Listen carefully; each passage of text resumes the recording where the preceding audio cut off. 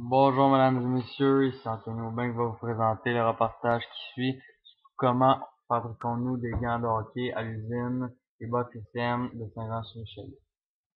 Mon ami Jules Don, qui va voir dans la vidéo, va vous présenter tout cela étape par étape.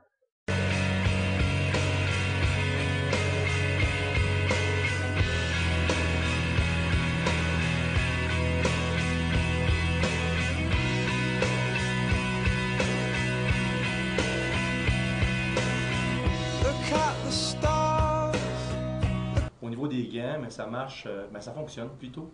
Ça fonctionne un peu de la même manière avec tous les produits. Première étape, évidemment, il y a un représentant de la compagnie qui est dans les chambres avec les pros. Que ce soit Crosby, SAD, Thornton, peu importe.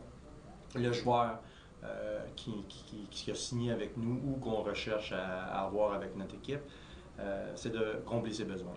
Pour combler ses besoins, évidemment, la première personne, c'est le représentant de la compagnie qui lui parle pour savoir ce qu'il veut. Une fois que cela est fait, il y a une copie de la commande qui m'est retransmise, qui m'est remis, qui ressemble à ça. Et c'est un peu tout le temps le même format au niveau des commandes, que ce soit dans le pantalon ou dans les patins. Évidemment, il y a le nom du joueur et tous ces specs particuliers qu'il peut y avoir. S'il y a 3 doigts, s'il y a 8 orteils, mais j'exagère, mais souvent il y a des demandes assez spécifiques qu'il faut vraiment travailler spécifiquement, développer des patrons, essayer de nouvelles matières premières pour combler les besoins des joueurs. Et ça fait partie de mon mandat. Ça veut dire traiter la poutine que le représentant, donc le joueur, me donne.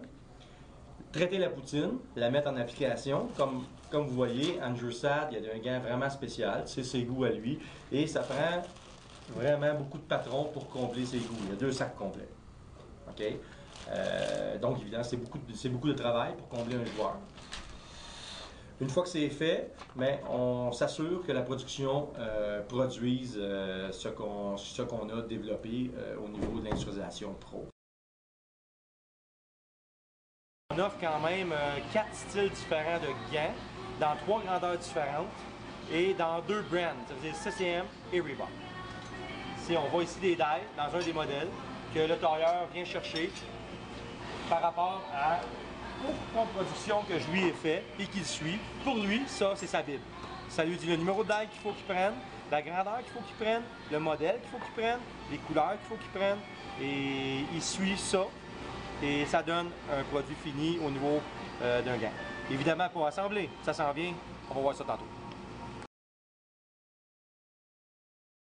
Il peut y avoir plusieurs protections différentes par rapport à ce que le client veut.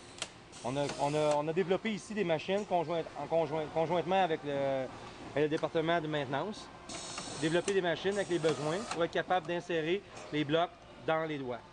Et une fois que c'est fait, on va faire les coutures pour fermer le tout. Évidemment, sans machine, ça se fait, mais beaucoup plus long et plus ardu.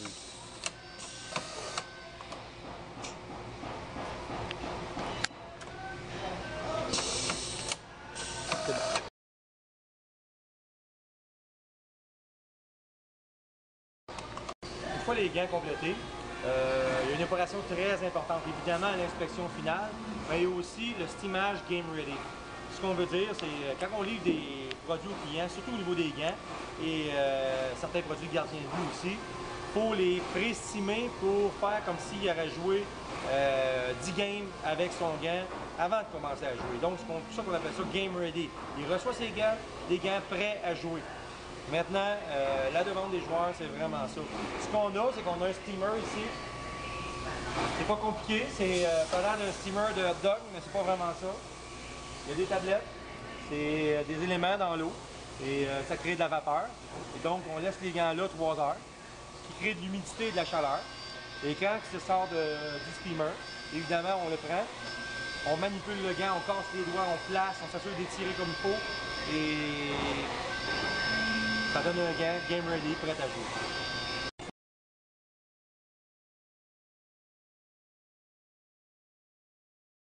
Le steamage fait et le gant pré-moulé, c'est l'inspection finale, s'assurer que le gant est correct, que les specs du client soient respectés et couper les fils, brûler les fils et l'empaquetage, donc l'étiquetage, l'empaquetage pour s'assurer que le tout soit livré au bon endroit. On met un petit rouleau dans le gant pour s'assurer que dans le transport, le gant ne se pèse pas. Donc, rouleau dans le gant, on le met dans un sac scellé. Pourquoi? Pour garder l'humidité et un peu la chaleur. Pour quand le gars mette, évidemment, la protection aussi, mais pour garder la chaleur et l'humidité, surtout quand le gars va prendre ses gants, ils vont être encore un petit peu humides, donc game ready. En gros, c'est ça.